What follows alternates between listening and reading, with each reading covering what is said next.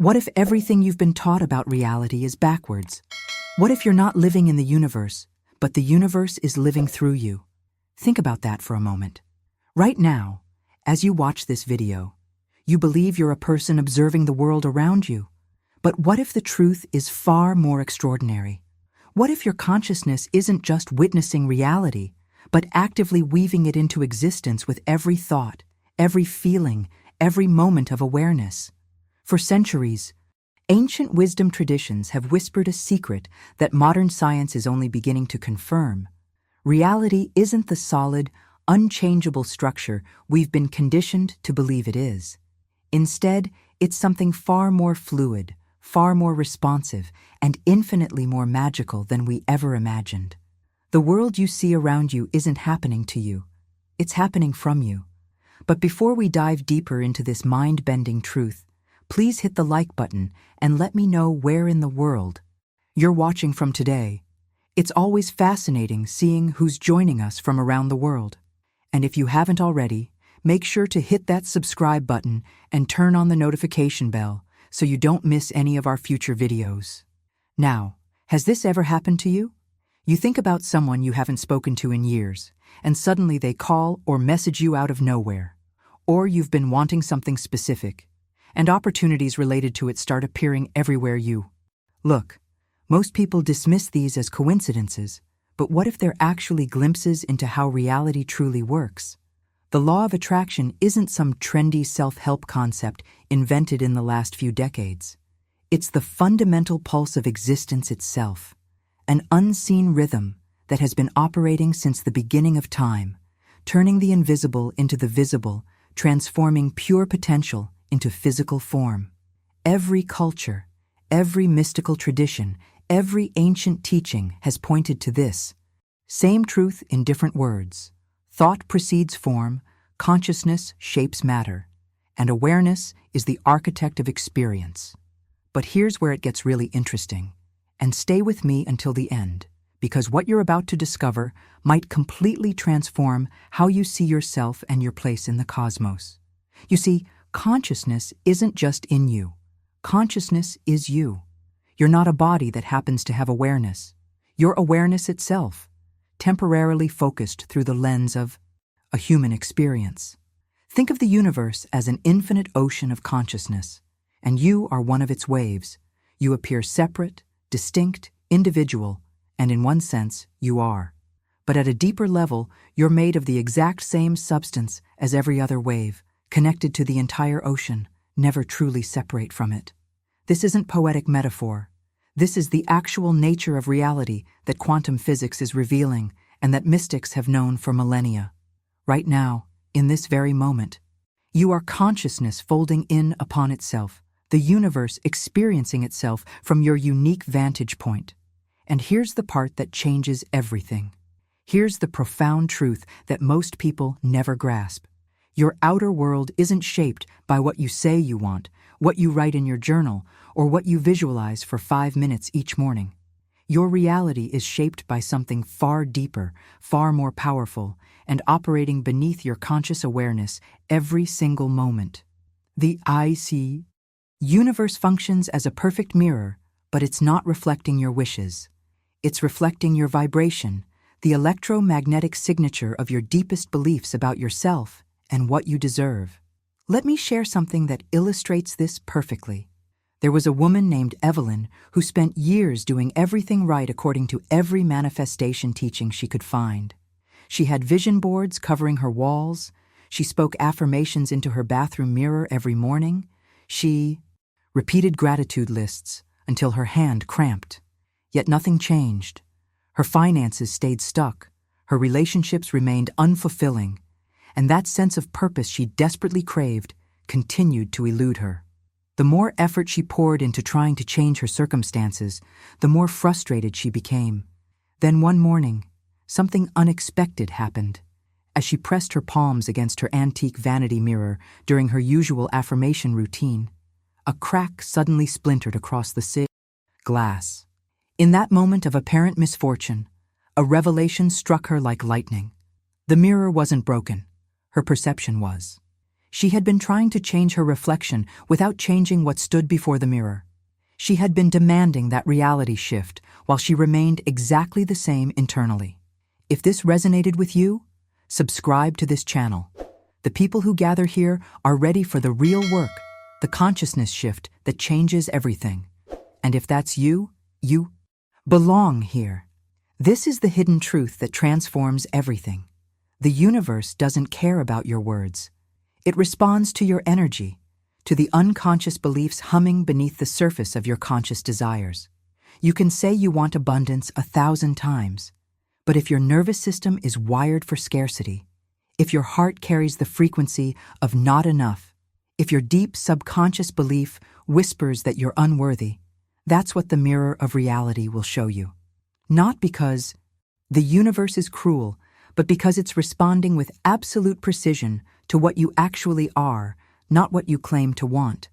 Evelyn's transformation began when she stopped trying to force her external circumstances to change and started examining the fragmented beliefs she carried within. She realized that her morning affirmations were just noise covering up the constant internal dialogue of self-doubt and limitation. The moment she shifted her focus from manipulating outcomes to healing her internal state, everything began to shift. Not because she learned a new technique, but because she became someone different. And when you become someone different, the mirror has no choice but to reflect that new version back to you. Now, I want to go even deeper into this, because understanding the mirror principle is just the beginning of a much larger revelation about how consciousness actually operates in creating your lived experience. Write in the comments, I'm ready to see what the mirror shows, if this is resonating with you. What most people don't realize is that the universe doesn't speak English or Portuguese or any human language for that matter. It doesn't hear your carefully crafted affirmations or your desperate prayers whispered at 3 a.m. The universe operates on a completely different communication system. It reads energy, it responds to frequency, it listens to the music of your being. And here's the uncomfortable truth. When your words are singing one song while your emotional body is playing an entirely different melody, reality always responds to the louder frequency. Think about it this way.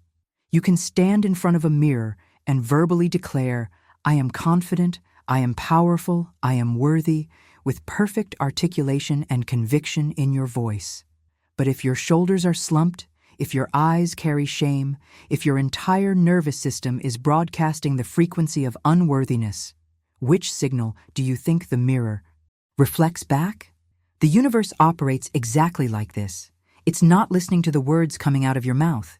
It's tuning into the electromagnetic broadcast emanating from your heart, from your solar plexus, from the deep subconscious patterns running in the background of your awareness.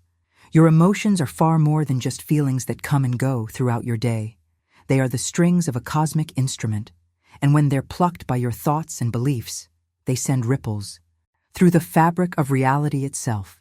Every emotion you experience generates a specific frequency that broadcasts out into the quantum field like a radio signal. And just like a radio attracts stations that match its frequency, you attract experiences, people, and circumstances that match the dominant emotional signature you're emitting. This is why someone can do all the right manifestation techniques, say all the right things, follow all the steps perfectly, and still see no results. Because beneath the surface, their emotional frequency is telling a completely different story. Their words might proclaim abundance, but their heart is whispering scarcity. Their affirmations might declare love, but their emotional body is vibrating loneliness and fear of rejection. And the universe, in its perfect responsiveness, delivers experiences that match the authentic frequency, not the performed one. The real transformation begins when you stop trying to control your thoughts and start paying attention to your emotional state. Because your emotions are the truth teller, the unfiltered broadcast of what you genuinely believe about yourself and the world. When you feel anxious about money, that's not just a passing mood. That's a frequency being transmitted that magnetizes experiences of financial struggle. When you feel unworthy of love, that's not just low self-esteem. That's an energetic signature that repels genuine connection and attracts situations that confirm your unworthiness. The journey isn't about perfecting your vocabulary or memorizing better affirmations. It's about achieving alignment between what you say you want and what you genuinely feel you deserve. It's about tuning the instrument of your emotional body so that every string vibrates in harmony with your intentions. Because when that alignment happens, when your words and your feelings are broadcasting the same frequency, that's when reality has no choice but to reshape itself around your vision. Put down in the comments, frequency is everything, if you're beginning to see how this works. If this video created even a small shift in your awareness, hit that like button. It helps this message reach others who are ready to hear it. Here's what really changed everything for me, and it might shift your entire perspective on how reality actually works. Behind every spiritual teaching, every manifestation method, every ancient wisdom tradition, there's one fundamental principle that ties it all together. What you deeply recognize as real in your awareness must, by universal law, appear in your physical experience.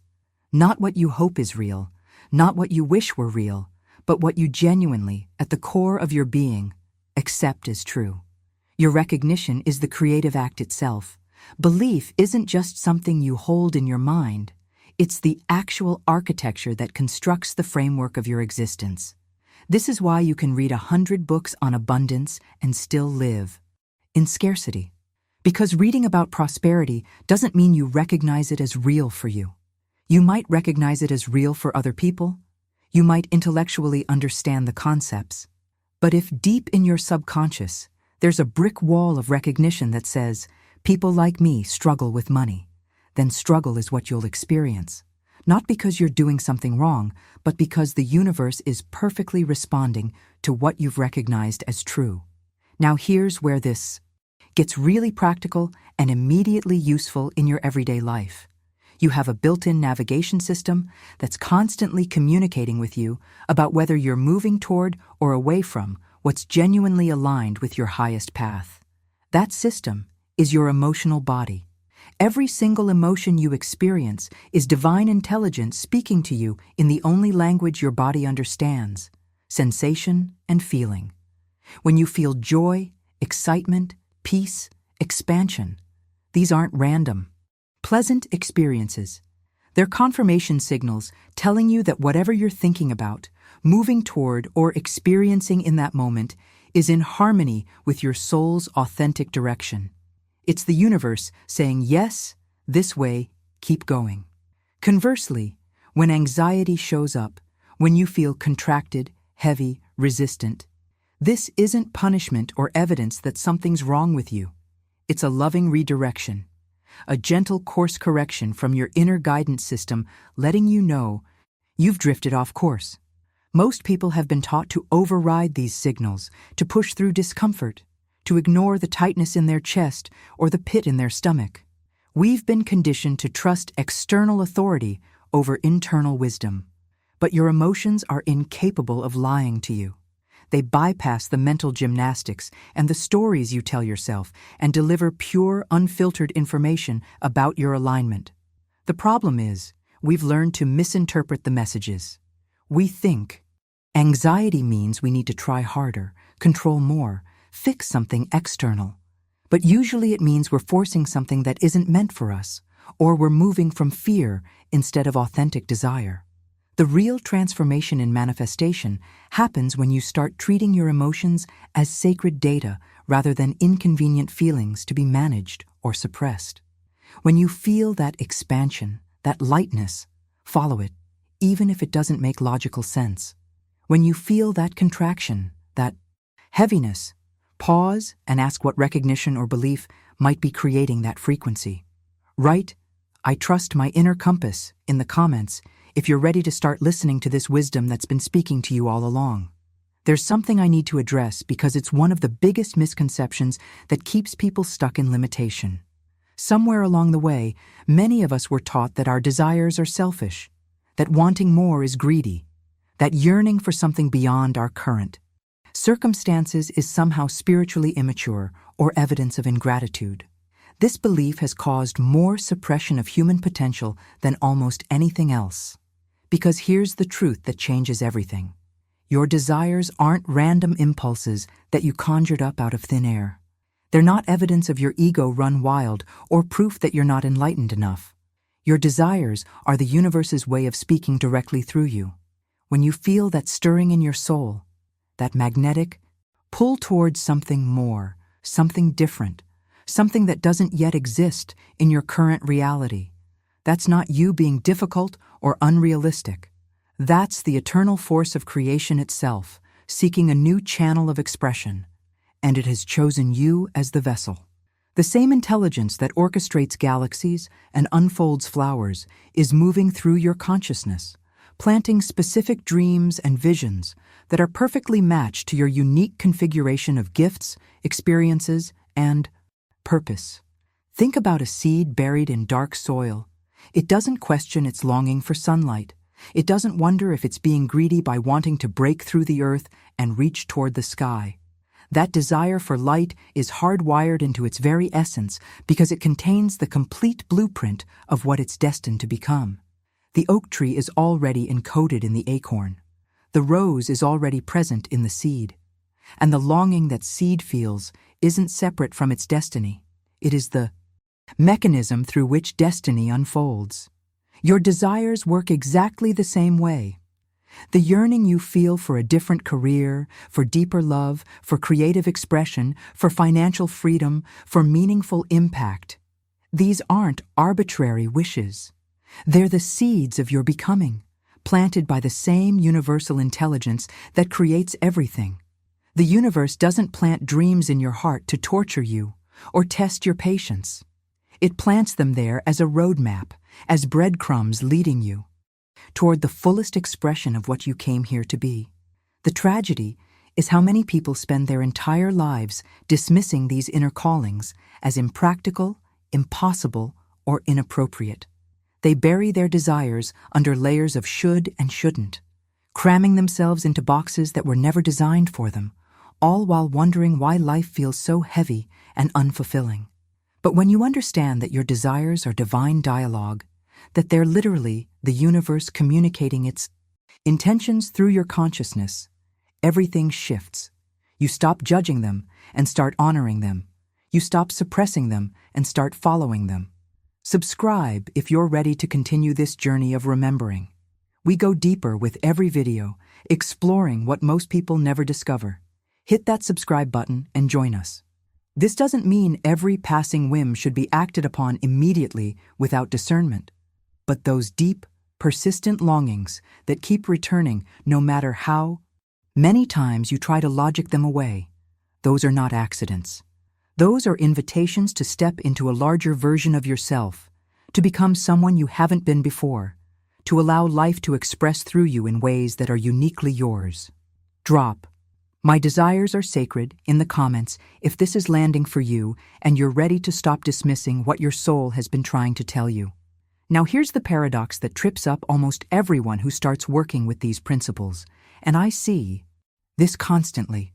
Once people understand that their consciousness creates their reality, that their desires are divinely planted, that they have the power to shape their experience, the immediate impulse is to grab the steering wheel with white knuckles and try to micromanage every single detail of how their manifestations unfold.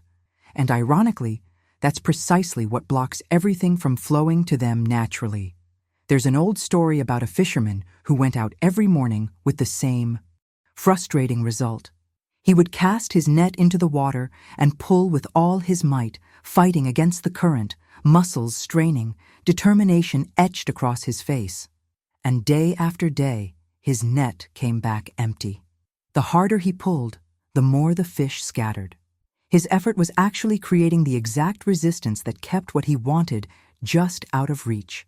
Then one morning, exhausted from the struggle, he simply let go. He released his grip on the net and allowed it to drift with the natural current of the water. And in that moment of surrender, something remarkable happened. The net filled with fish, drawn to its gentle, flowing movement rather than repelled by his desperate force. This is the hidden mechanism that most manifestation teachings completely miss. When you try to control every step, every timeline, every detail of how your desires must arrive, you create what I call vibrational friction. You're essentially telling the universe, I don't trust you to handle this, so I need to manage it myself. And that lack of trust broadcasts a frequency that actually repels what you're trying to attract. Because underneath all that controlling behavior is fear. Fear that if you don't force it, it won't happen. Fear that the universe might forget about you or get it wrong. And that fear-based energy creates resistance in the flow. The truth that liberates you from this exhausting cycle is this: what you're seeking is also seeking you. Your desires aren't one-sided. The moment a genuine yearning plants itself in your heart, the universe begins orchestrating pathways for its fulfillment. But those pathways rarely look like what your limited human perspective thinks they should look like. The universe has access to connections, timing, and possibilities that your conscious mind could never strategize or predict. When you insist on controlling the how and the when, you close off all the unexpected routes through which your manifestation might arrive. Allowing isn't passive waiting or giving up. It's an active state of trust where you hold your vision clearly while remaining flexible about the delivery system. It's understanding that there's a vast intelligence coordinating circumstances in ways you can't see yet. Every time you feel yourself gripping, controlling, forcing, that's your cue to soften, to breathe, to remember that the current knows where it's going. The art of allowing is learning to move with life rather than against it, to partner with universal flow rather than trying to dominate it through sheer willpower. Type, I release control in the comments if you're ready to stop exhausting yourself with force and start flowing with the natural current that's been trying to carry you all along. What I'm about to share with you might sound simple, but it's one of the most powerful tools you possess, and most people completely underestimate it or dismiss it as childish daydreaming. Your imagination isn't some frivolous mental playground where you escape reality for a few minutes. It's actually the precise mechanism through which formless potential crosses the threshold into physical manifestation. When you engage your imagination with genuine feeling, you're not just creating pretty mental pictures. You're activating a creative interface between pure consciousness and the field of infinite possibility. Every single thing that exists in the physical world right now was once just imagination. The device you're watching this on, the chair you're sitting in, the building you're inside, all of it existed first as invisible thought before it became tangible matter. This isn't poetic exaggeration. It's the literal sequence of creation. The unseen always precedes the seen. And your imagination is the bridge that connects these two realms. There's a story that illustrates this perfectly. In an ancient city, there lived an architect named Hassan who had an unusual practice. While other architects would sketch their designs on paper and immediately move to construction, Hassan would spend months, sometimes years, living inside his creations mentally before a single stone was ever laid. Every night, he would close his eyes and walk through the palaces he envisioned. He would feel the cool smoothness of marble beneath his bare feet. He would hear the musical splash of fountains echoing through courtyards.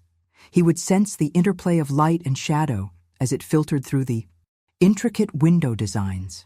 He inhabited these spaces so completely in his imagination that they became more real to him than the physical room where his body rested. What happened next is the part that reveals how reality actually works.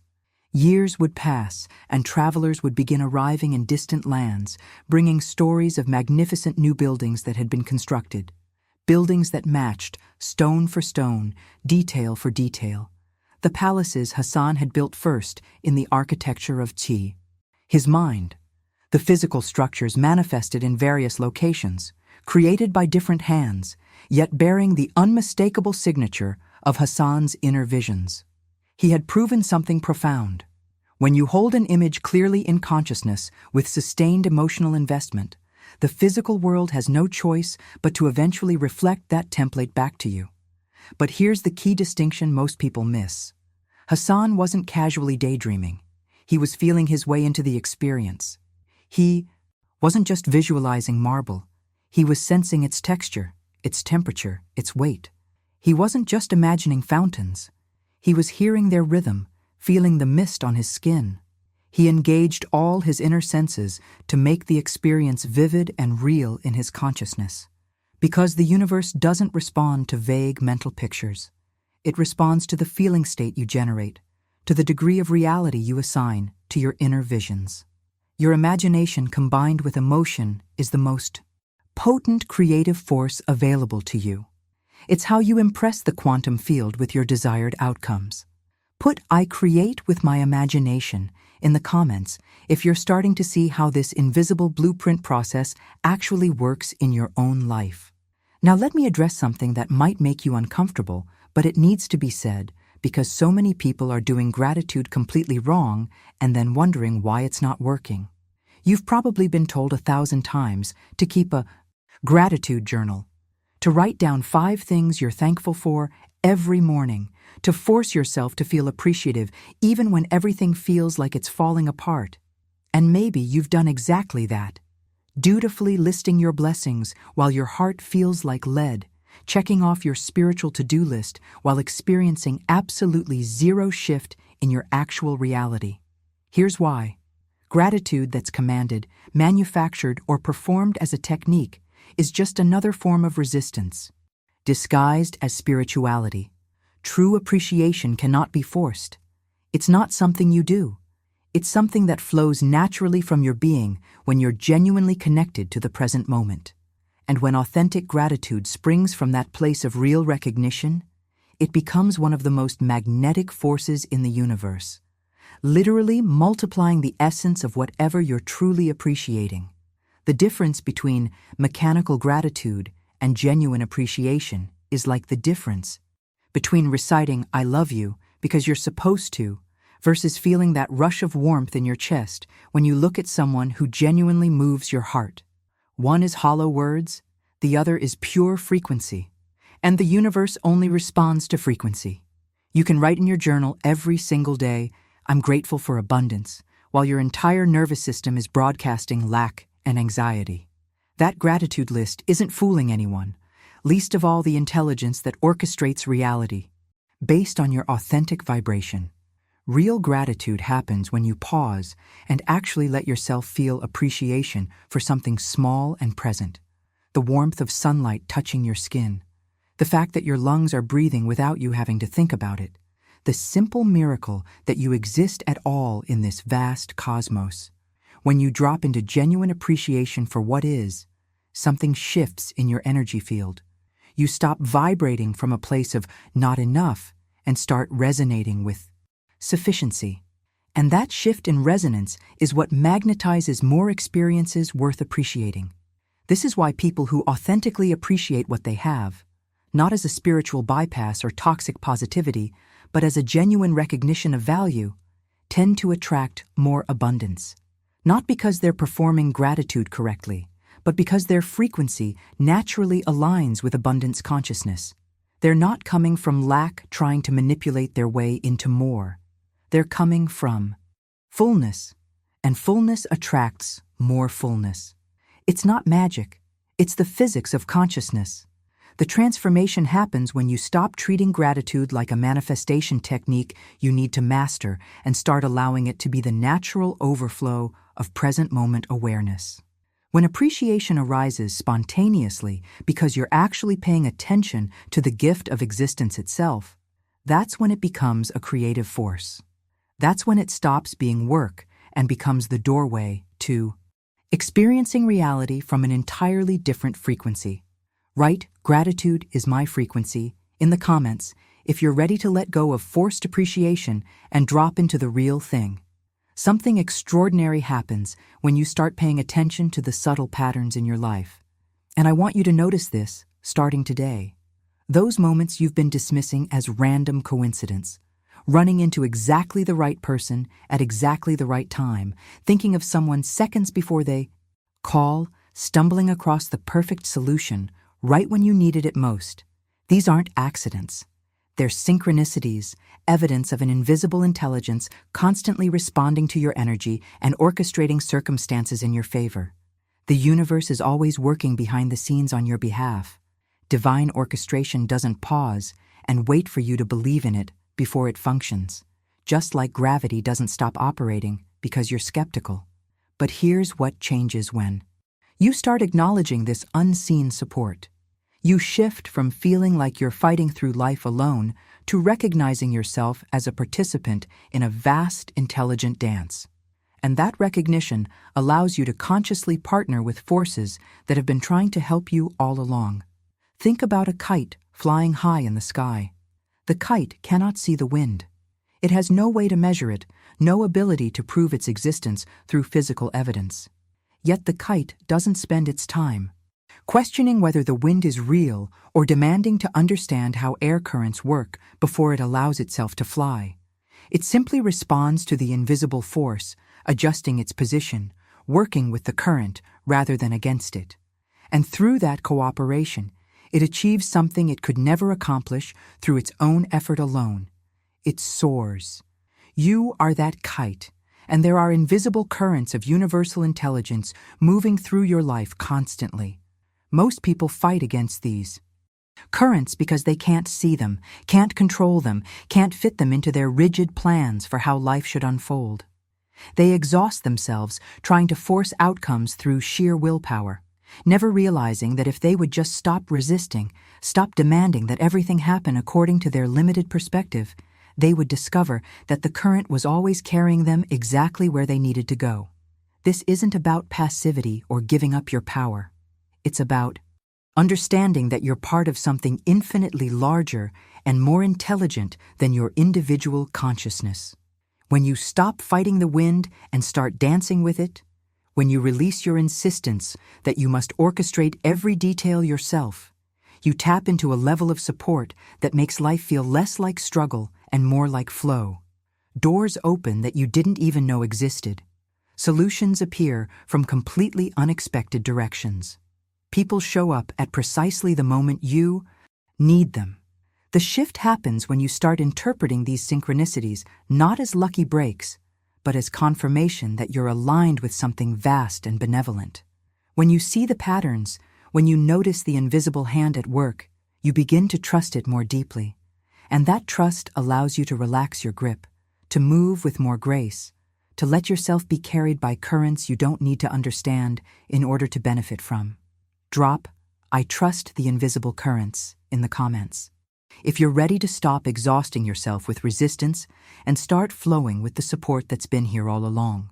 Here's something that might completely shift how you see every relationship, every opportunity, every experience in your life. The most important relationship you'll ever have isn't with your partner, your family, your friends, or your career. It's the relationship you have with yourself, because that internal relationship creates the energetic template that every other aspect of your reality must follow. When you genuinely honor your own worth, when you speak to yourself with kindness, when you trust your own intuition and respect your own boundaries, the world has no choice but to mirror that back to you. And conversely, when you dismiss your own light, when you override your needs, when you treat yourself as less than, reality will echo that diminishment in every corner of your experience. Most people have this backwards. They're waiting for the world to treat them better before they'll treat themselves better. They're waiting for someone else to validate their worth before they'll acknowledge it themselves. They're waiting for external circumstances to improve before they'll soften their internal dialogue. But that's not how the mirror works. The external world doesn't lead. It follows. It reflects. It responds to the frequency you're already broadcasting from within. Think about two tuning forks sitting on a table. When you strike one, something fascinating happens. Without any physical contact, the second fork begins to vibrate and hum at the exact same frequency. This isn't magic or coincidence, it's resonance. It's the physical law that states matching frequencies will activate each other. And this same principle governs your entire reality. The frequency you hold within yourself, the tone of your self-talk, the quality of your self-regard, the depth of your self-trust, sends out a vibration that the world around you must match. If your internal frequency is self-criticism, the world will bring you people and situations that criticize you. If your internal tone is unworthiness, opportunities will pass you by as if you're invisible. If your dominant vibration is self-doubt, circumstances will repeatedly confirm that doubt.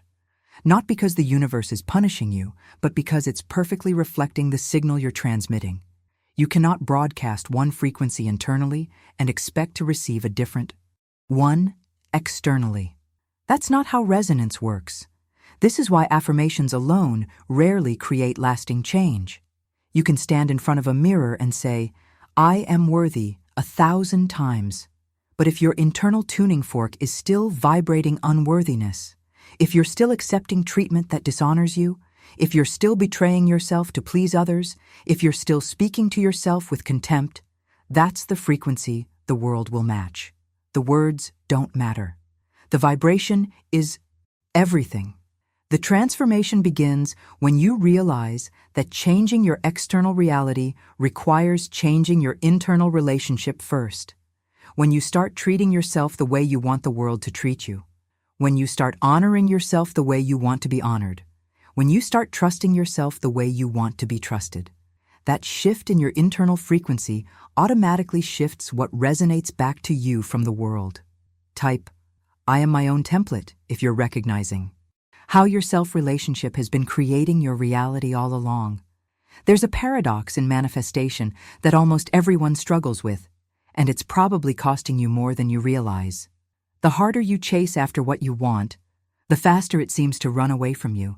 The more desperately you try to force things into being, the more they resist materializing. You've probably experienced this yourself.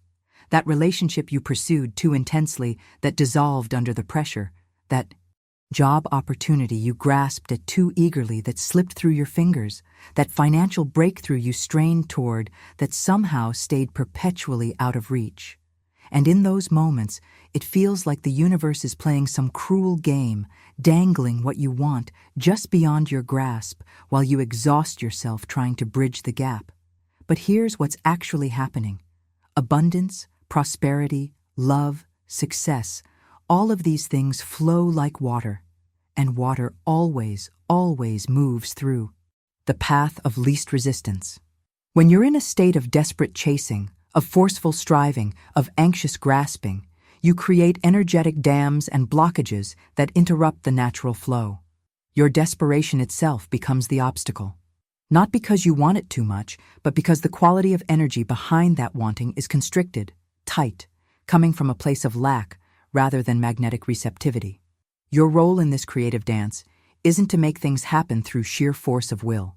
It's to maintain the vibrational frequency that naturally attracts what you desire, and then allow it to come to you through whatever pathway offers the least resistance. Sometimes that pathway looks nothing like what you imagined. Sometimes it arrives through a series of events that make no logical sense. Sometimes it shows up in a completely different form than you expected. But it can only arrive when you create space for it by releasing your death grip on how and when it must appear. There's an old teaching story that illustrates this perfectly. A monk spent years standing before a massive door in an ancient temple, pushing against it with all his strength every single day. His shoulders grew powerful from the effort. His determination became legendary. Other monks would pass by and admire his dedication, his refusal to give up, despite years of apparent failure. The door never budged. Then one day, absolutely exhausted, the monk simply leaned against the door in a moment of complete surrender. And it opened effortlessly, swinging inward on well-oiled hinges. He had been pushing for years against a door that was designed to be pulled. All that force, all that struggle, had been moving in exactly the wrong direction. This is what most people are doing with their manifestations. They're pushing with tremendous force against doors that need to be approached with gentle allowing. They're trying to muscle their way into outcomes that require finesse and trust. They're straining against the natural movement of life instead of partnering with it. And then they conclude that manifestation doesn't work, or that they're not worthy, or that the universe has forgotten them, when really They've just been pushing when they needed to pull, forcing when they needed to allow. The shift happens when you recognize that aligned action feels completely different from forced action. Aligned action has a quality of ease to it, even when it's challenging. There's a sense of flow, of rightness, of doors opening rather than being battered down. Forced action, on the other hand, feels like swimming against a powerful current, exhausting, frustrating, ultimately unsustainable. And the universe is constantly giving you feedback about which one you're engaged in through how things feel in your body and how easily circumstances are unfolding. Write, "I choose aligned action," in the comments if you're ready to stop exhausting yourself with force and start moving with the natural intelligence that knows exactly how to bring your desires to fruition. Let me share something that completely changed my approach to manifestation, and I wish someone had told me this years ago. Most people spend enormous amounts of energy getting the details of their vision exactly right. They create elaborate vision boards with specific cars, exact house layouts, particular job titles, precise dollar amounts. They obsess over the architectural blueprints of their desired reality, meticulously, planning every specification. But here's what they're missing. The universe doesn't respond to the details of your mental blueprint. It responds to the emotional frequency underneath those details. Your emotions are the actual raw material of creation, and they shape your reality long before any physical circumstances have a chance to align. Think about it this way. You can visualize a specific house with perfect clarity. Every room, every piece of furniture, every view from every window. But if the emotional signature underneath that visualization is anxiety about whether you can afford it, fear that you'll never be worthy of it, or desperation because you hate where you currently live, then you're not broadcasting the frequency of beautiful home. You're broadcasting the frequency of lack, fear, and unworthiness. And that's what the universe receives and reflects back to you. The pictures in your mind are just the wrapping paper.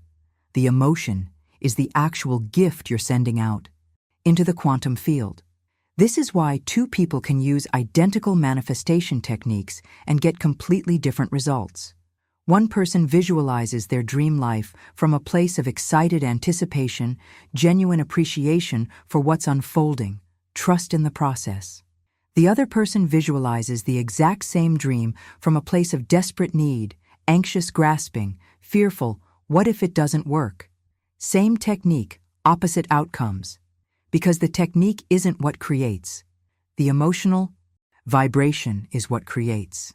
You could have the blurriest, least detailed vision imaginable, but if the feeling tone underneath it is expansive, joyful, and trusting, you'll manifest experiences that match that frequency.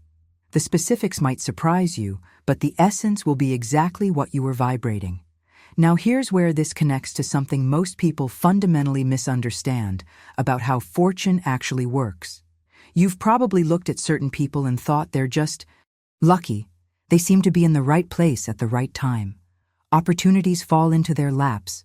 Doors open for them that stay closed for everyone else. And it's easy to dismiss this as random chance, as some people just being blessed by fate while others struggle. But that's not what's happening at all. What you're calling luck is actually the visible result of invisible alignment. Fortune isn't a lottery where some win and others lose based on random selection. It's the precise meeting point between your internal conviction and your external preparation. Those lucky people aren't receiving special treatment from the universe. They've cultivated an internal frequency of expectation and readiness that causes them to notice opportunities others miss, to act on openings others hesitate at, to be positioned exactly where they need to be when circumstances converge. Their inner world is vibrating at a frequency that magnetizes fortunate circumstances, and their outer actions are prepared to receive what shows up. To someone who doesn't understand how this works, it looks like magic or unfair advantage. But to those who grasp the mechanics of consciousness, it's obvious. These people have aligned their emotional vibration with the outcome they desire, and they've taken practical steps in the physical world that create pathways for manifestation to flow through. They're not waiting passively for luck to strike.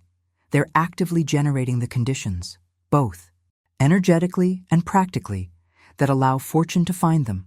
Put "I create my own fortune" in the comments if you're beginning to see how what looks like luck from the outside is actually precise alignment from the inside. There's an ancient story that perfectly illustrates what I'm talking about, and it's about a farmer named Tao who understood something his neighbors didn't. During a severe drought, all the farmers in the valley gathered to pray for rain. They stood in their fields, hands raised to the sky, pleading with the heavens to send water. And Tao prayed too. But then he did something different. While everyone else went home to wait for their prayers to be answered, Tao went to work. He dug irrigation channels throughout his land. He enriched his soil with nutrients. He prepared his fields as if the rain was already on its way. His neighbors thought he was wasting his time and energy. Why prepare for rain that might never come? Why not just wait and see what happens like everyone else? Then the rains finally arrived. And here's what happened. Tao's prepared land absorbed every single precious drop of water.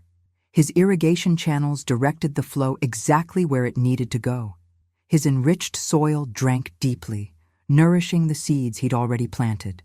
Meanwhile, his neighbors watched helplessly as the rain they'd prayed for ran off their hardened, unprepared ground, creating muddy rivers that carried the blessing right past their fields and into the valley. Below, same rain, same divine answer to prayer. Completely different outcomes based entirely on preparation. This is the piece that gets left out of almost every manifestation conversation. People think spiritual practices and energetic alignment are enough by themselves. They visualize, they affirm, they raise their vibration, and then they sit back, passively waiting for the universe to deliver. But manifestation requires both the invisible work of consciousness and the visible work of preparation. You need to be doing the internal alignment while simultaneously creating the channels in your physical reality through which your manifestations can flow. Otherwise, when your blessing finally shows up, you won't have the capacity to receive it. Now here's the part that tests everyone's patience, and it's where most people give up right before their breakthrough. Manifestation doesn't operate on your preferred timeline. It follows a natural rhythm of spiritual ripening that you cannot rush, control, or bypass through sheer force of will.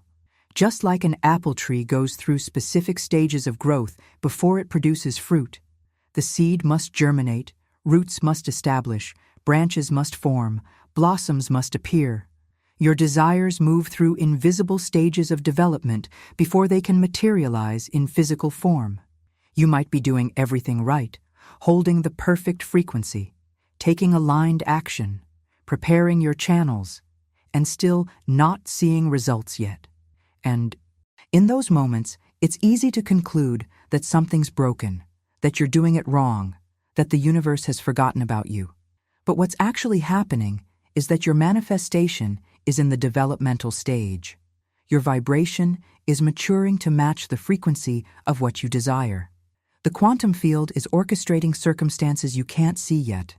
The tree is growing roots beneath the soil, where you can't observe the progress. The apple tree doesn't strain or stress during this process. It doesn't question whether fruit will eventually come. It simply continues being a tree, drawing nutrients from the soil, reaching toward the sun, trusting the intelligence of its own nature. And when the internal conditions are fully aligned, when the tree has completed its necessary growth cycle, the fruit appears naturally, effortlessly, right on time. Your manifestations work exactly the same way. They're not delayed because the universe is withholding them. They're developing, according to a rhythm that's actually perfect, even when it doesn't match your impatient human timeline. The transformation in your manifestation practice happens when you stop treating timing as the enemy and start trusting it as part of the intelligent design. When you can hold your vision while simultaneously surrendering your attachment to when it must appear. When you keep preparing your fields, even when you can't see the rain clouds yet. Type, "I trust divine timing" in the comments if you're ready to release the anxiety of forcing your timeline and allow things to ripen at their natural pace. Let me tell you about a baker who thought he'd discovered a shortcut to success. He reasoned that if his bread needed 1 hour to bake at a certain temperature, surely he could cut that time in half by doubling the heat of his ovens. Makes perfect sense, right? More heat equals faster results. So he cranked up the temperature and confidently placed his dough inside, expecting to revolutionize the entire baking industry with his brilliant innovation. What emerged was a disaster. Loaves with charred, blackened exteriors and centers that were still completely raw and inedible. He hadn't sped up the baking process. He'd destroyed it entirely by trying to bypass the natural timing required for proper development. This is exactly what most people are doing with their manifestations, and it's sabotaging them without them even realizing it. Impatience isn't just an uncomfortable feeling you need to manage. It's actually a symptom of something deeper. It's doubt disguised as urgency. When you're frantically trying to speed things up, when you're anxiously checking for results every 5 minutes, when you're desperately attempting to force outcomes to appear faster, what you're really broadcasting is, I don't trust that this is actually going to happen. And that doubt, that lack of trust in the perfect orchestration of the universe, creates interference in the very process you're trying to accelerate. The universe operates with impeccable precision. It's coordinating circumstances involving countless variables you can't even see, other people's timelines, technological developments, your own internal readiness, synchronicities that need to align. When you try to rush this process because you don't trust it, you're like the baker cranking up the heat. You're not helping. You're actually introducing chaos into a system that was working perfectly at its own natural pace. The bread knows how long it needs. Your manifestation knows when it's ready. Your job isn't to microwave what needs to slow bake. Now here's something that's going to completely reframe how you see obstacles and setbacks, because this might be the most misunderstood aspect of the entire manifestation journey. When things don't go according to plan, when you encounter resistance, when doors slam shut in your face, when circumstances seem to be moving in the opposite direction of your desires, your immediate interpretation is probably that something's gone wrong, that you've failed, that the universe is blocking you, that maybe this just isn't meant for you after all. But what if I told you that these apparent obstacles are actually the universe's way of refining your manifestation into something far better than your original vision? Every time you encounter what you don't want, something extraordinary happens in your consciousness. Your understanding of what you do want becomes sharper, clearer, more refined. It's like a sculptor working with marble. The chisel strikes that remove unwanted stone aren't destroying the sculpture. They're revealing it with greater precision. Each no you receive, each closed door, each disappointment acts as contrast that helps you define your true desire with laser-like clarity. Before you experienced that terrible job, you might have had only a vague sense of wanting good work. But after living through what you definitely don't want, suddenly you know exactly what qualities matter to you in a workplace. That contrast wasn't punishment. It was clarification. The alchemy of contrast is one of the universe's most sophisticated tools for ensuring you don't just get what you asked for, but what you actually need in its most refined form.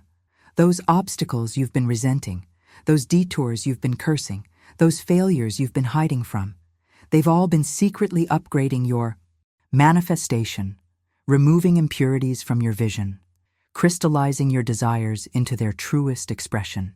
Write, "Obstacles refine me," in the comments if you're starting to see your past challenges through this new lens. There's a profound truth hidden in the way master sculptors work with stone, and it completely transforms how you understand resistance in your own life. When a sculptor approaches a block of marble, they don't see the stone as their enemy or obstacle. They see it as a collaborator in the creative process. The resistance of the marble, its hardness, the way it refuses to yield easily, all of this actually guides the sculptor's hands toward discovering the figure that was always waiting inside. If the stone were soft and pliable like clay, the sculptor could force it into any arbitrary shape. But because marble resists, because it pushes back, it demands that the artist listen more carefully, move more precisely, understand more deeply what wants to emerge. This is exactly what's happening with the resistance you encounter in your manifestation journey. That relationship that ended wasn't random cruelty. It taught you what you absolutely need in partnership and what you'll never tolerate again. That business venture that failed wasn't wasted time. It revealed skills you needed to develop and blind spots you needed to address before you were ready for real success. That door that slammed shut wasn't the universe saying no to your dreams. It was life, saying, "Not this way, there's a better path." Every no you've received has been secretly steering you toward a yes that's so perfectly aligned with your true nature that you'll look back and be grateful for every detour. The sculptor doesn't curse the marble's resistance. They use it as information, as feedback, as a teaching force that reveals what's possible.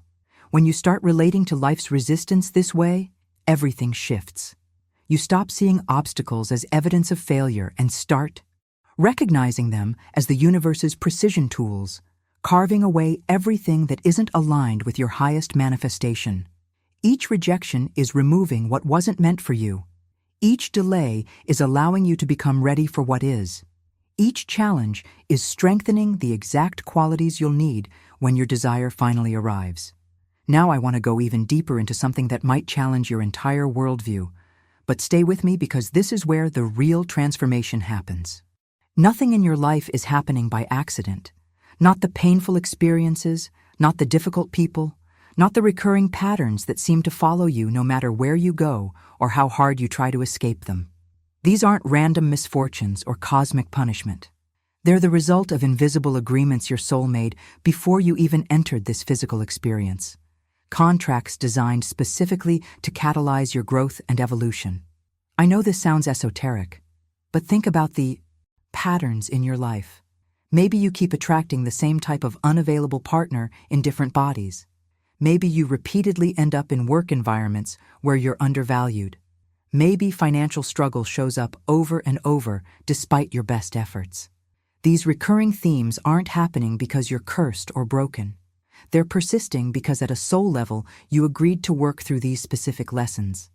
And they'll keep showing up, sometimes with increasing intensity, until you finally become conscious of the pattern and make a different choice.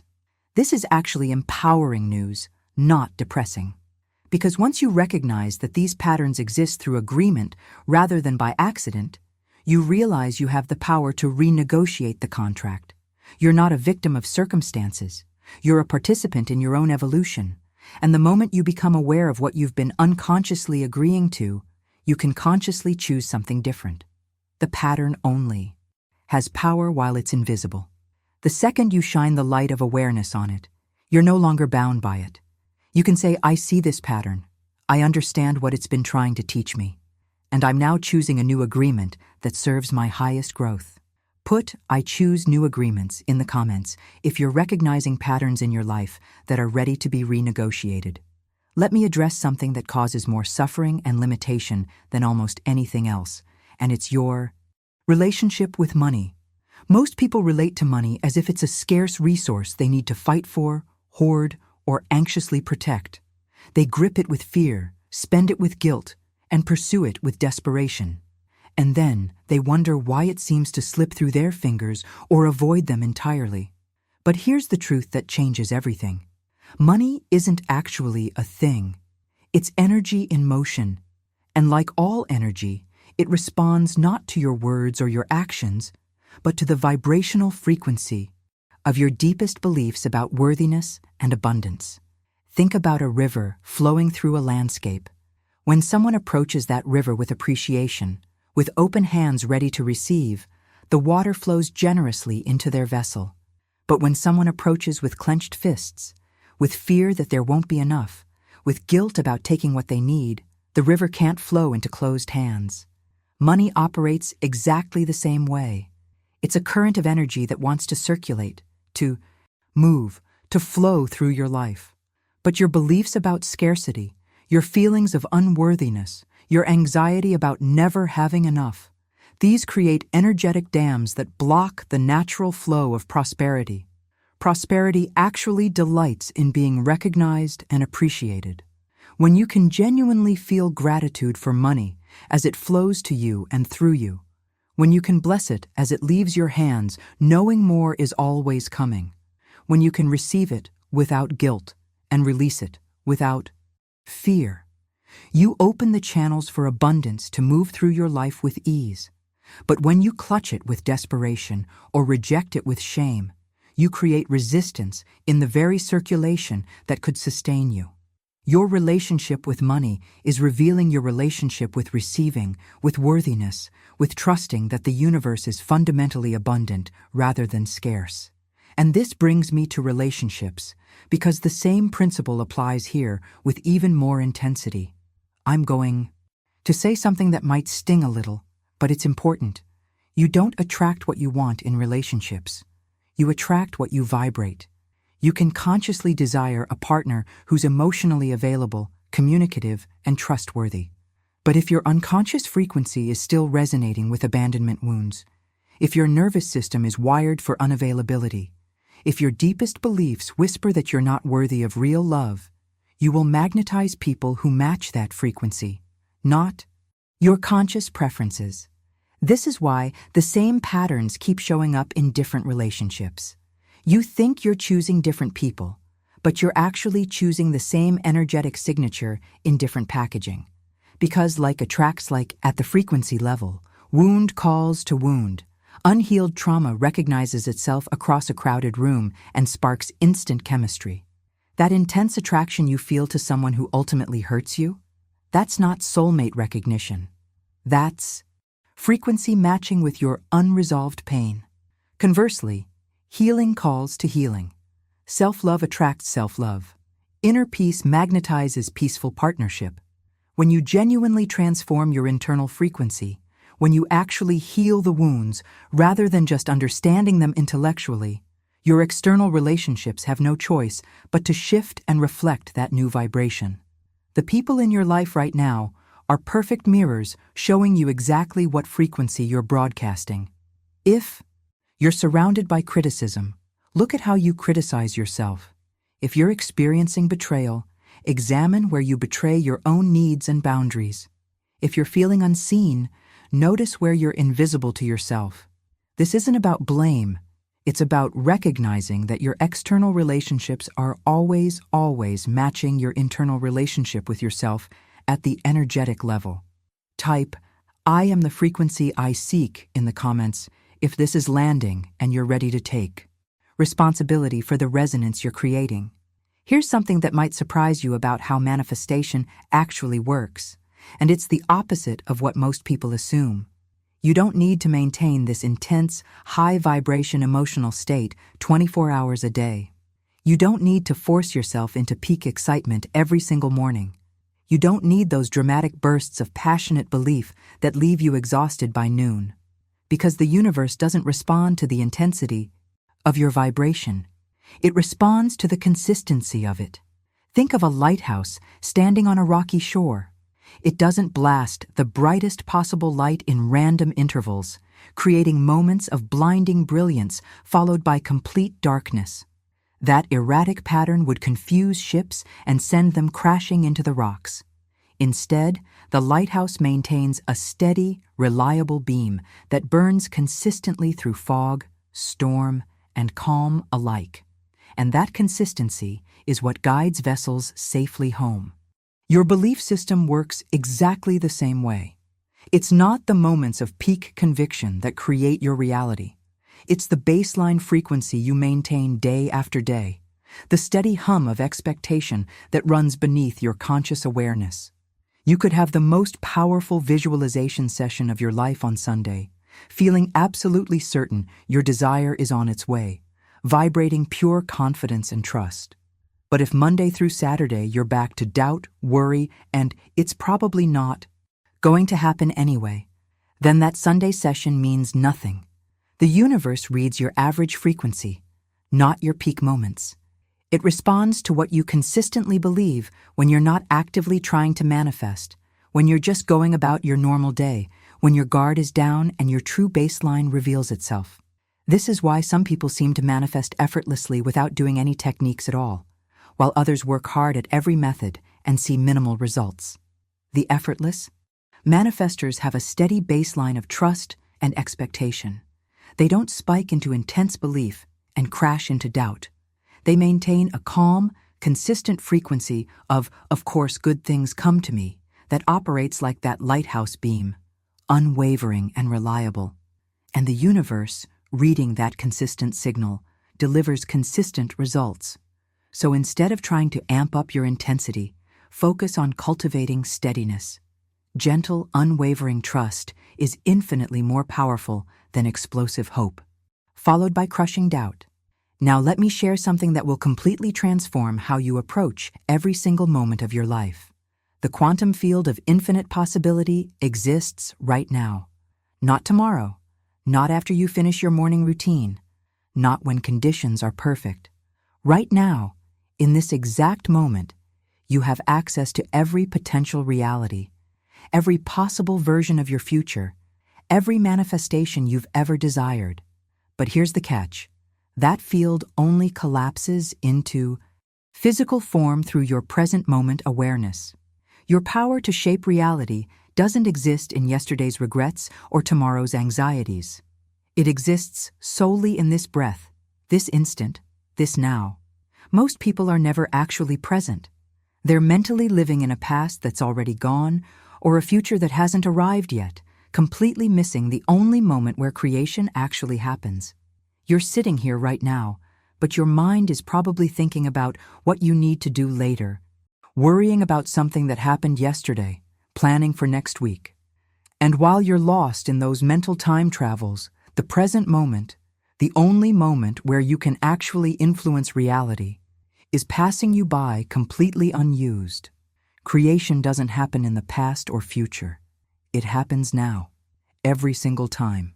And if you're not here now, you're not creating. You're just recycling old patterns and projecting old frequencies into a future that will look exactly like your past, because you're not present enough to introduce anything new. Write "I choose presence" in the comments if you're recognizing how much of your creative power you've been missing by not being fully here, right now, in this moment.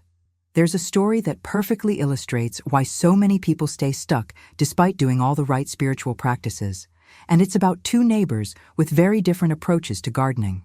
Samuel had grand visions of a magnificent garden. He could see it perfectly in his mind. Abundant vegetables, colorful flowers, thriving plants everywhere.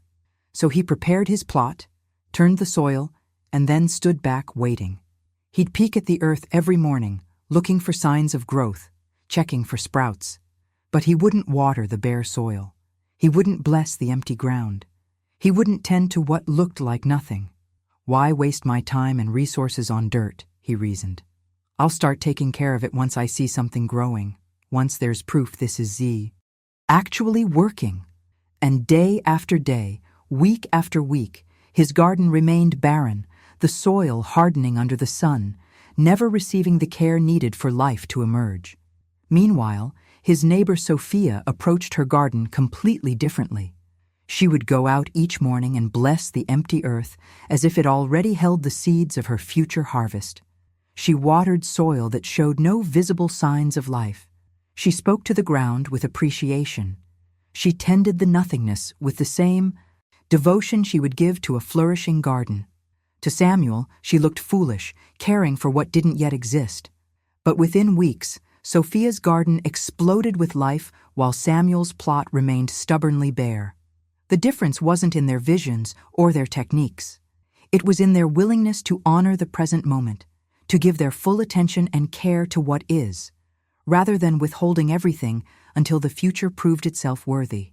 This is exactly what most people do with their entire lives. They withhold love until someone proves they deserve it. They withhold their full effort until a job shows it's going somewhere. They withhold presence until circumstances become perfect. And in that withholding, they starve the very soil from which their dreams could grow.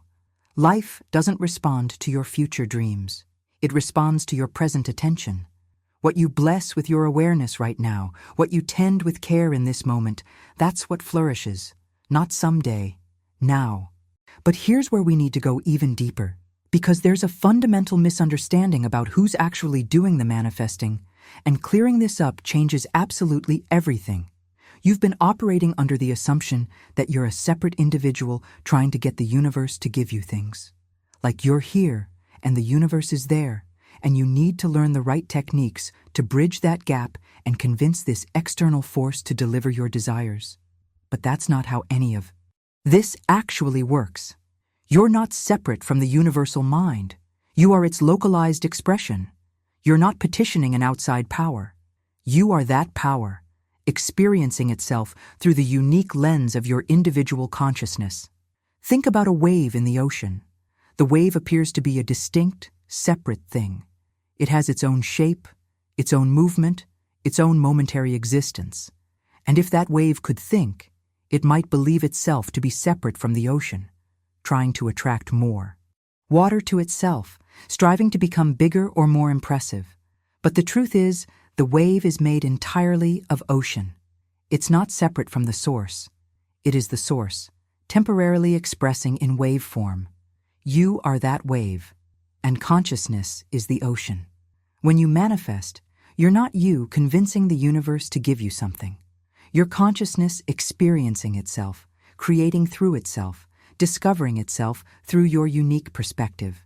You are simultaneously the dreamer and the dream, the creator and the creation, the wave and the ocean. Put, I am consciousness experiencing itself in the comments if this truth is starting to dissolve the illusion of separation you've been carrying. When you finally understand what I just shared about being consciousness experiencing itself, a profound paradox emerges that resolves one of the biggest struggles in manifestation. If you're the ocean temporarily expressing as a wave, if you're already the creative force rather than separate from it, then why does manifestation sometimes feel like such exhausting work? Why are you straining and struggling and pushing so hard if you're already the power itself? And the answer reveals something that will completely shift how you approach everything in your life. True power doesn't come from pushing against life's current. It comes from recognizing the current, aligning with it, and allowing it to carry you where you're meant to go.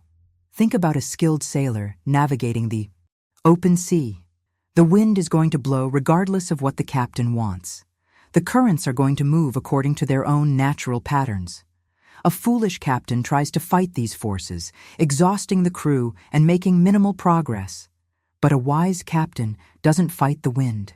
Instead, they adjust their sails to work in partnership with it. They read the currents and position the vessel to be carried by them. Same ocean, same wind, completely different outcomes based entirely on whether you're fighting or flowing.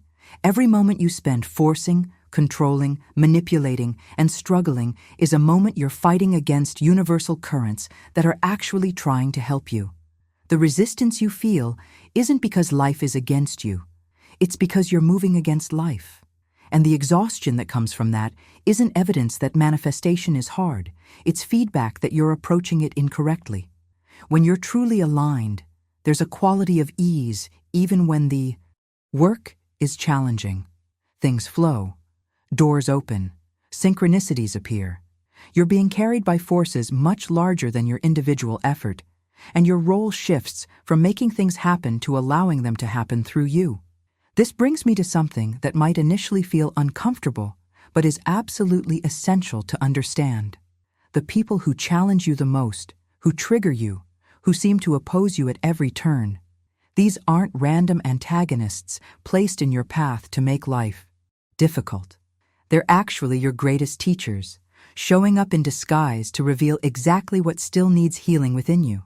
Every person who creates resistance in your experience is holding up a mirror, reflecting back the unresolved aspects of your own consciousness that are asking for your attention and integration. That coworker who constantly undermines you, they're showing you where you undermine yourself. That family member who never seems satisfied with anything you do, they're mirroring your own inner critic that refuses to acknowledge your worth. That friend who betrayed your trust, They're revealing where you betray yourself by staying in situations that don't honor you. This isn't about blame or making you responsible for other people's behavior.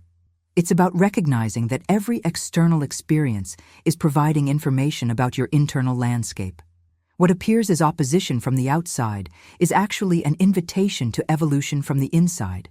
When you stop seeing these challenging people as enemies and start recognizing them as teachers, everything shifts. You can actually feel gratitude for the irritation they cause, because it's showing you exactly where your edges are, where your wounds are still tender, where your growth is asking to happen. They're not blocking your path. They're illuminating it, pointing directly at the next layer of consciousness that's ready to be integrated and healed. Write, "My challenges are my teachers," in the comments if you're beginning to see the difficult people in your life through this transformative lens. There's a sacred time each day when something extraordinary happens that most people completely overlook, and it might be the most powerful tool for transformation you have access to.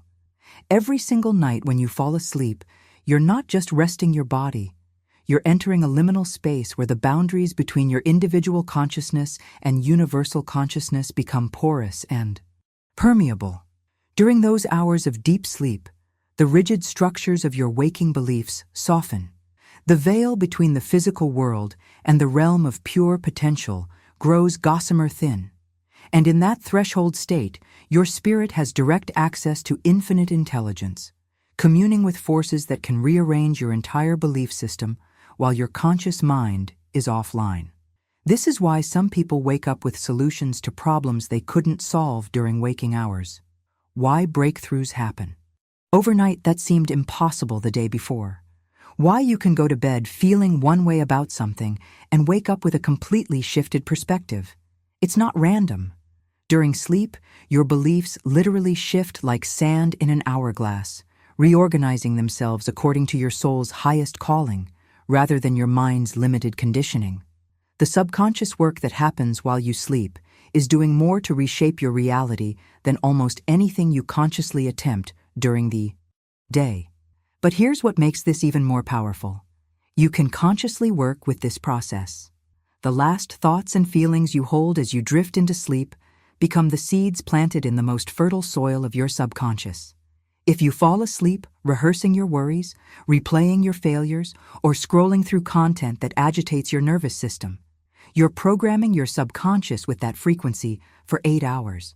But if you intentionally enter sleep with gratitude, with the feeling of your desires already fulfilled, with trust in the process, you're allowing the alchemy of the night to recalibrate your entire being to match that new frequency. You're partnering with forces that operate beyond your conscious control, letting them do the heavy lifting of transformation while you rest. Now we've arrived at the deepest truth, the one that dissolves every question and ends every search. Are you ready for this? You are not learning to manifest. You never were. Everything you've been studying, every technique you've practiced, every spiritual teaching you've absorbed, none of it has been teaching you how to create reality. It's all been helping you remember what you already are. You are not a student of manifestation. You are the manifester itself, temporarily pretending to have forgotten your own nature. The universe doesn't respond to your desires like some external entity granting wishes. Your desires are how the universe expresses itself through you. When you want something, that's not you wanting. That's consciousness wanting to experience itself in a new way through your unique perspective. You are source consciousness that has so completely immersed itself in the human experience that it genuinely forgot it's the dreamer. You believe you're the character in the dream, struggling to change the plot, when you're actually the one dreaming the entire story into existence. This isn't philosophy or metaphor. This is the literal structure of reality. And the moment this truth lands not just in your mind, but in your entire being, everything changes. You stop trying to manipulate an external universe and recognize yourself as the creative force. You stop begging for what you want and start allowing it to flow through you. You stop seeking and start being. Type, "I remember who I am" in the comments if this recognition is dawning in your awareness right now. If you're still here with me right now, that means something. You didn't just stumble onto this video by accident. There are no accidents, remember? The fact that you stayed through this entire journey, that you allowed these truths to land in your consciousness, that you're still present in this moment, that's significant. You're ready for this level of understanding. You're ready to remember. And if what we explored here resonated with you, if something shifted inside as you listened, I want to invite you to subscribe to this channel. Because this conversation doesn't end here. We go deeper with every video, peeling back more layers of the illusion, remembering more of who we really are. The people who gather here aren't looking for surface-level techniques or quick fixes. They're ready for the real work, the consciousness shift that changes everything. And if that's you, you belong here. Leave a comment right now saying, "I remember who I am, so I know you made it all the way through." I read every single comment, and there's something powerful about declaring this recognition publicly.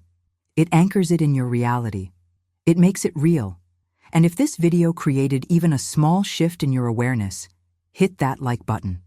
Not for the algorithm, but because your engagement tells me this is what you want more of, and it helps this message reach others who are ready to hear it. There's a video right here that takes what we've explored today even further. It's the perfect next step on this journey. Click and continue with me over there. Let's keep going. Deeper together.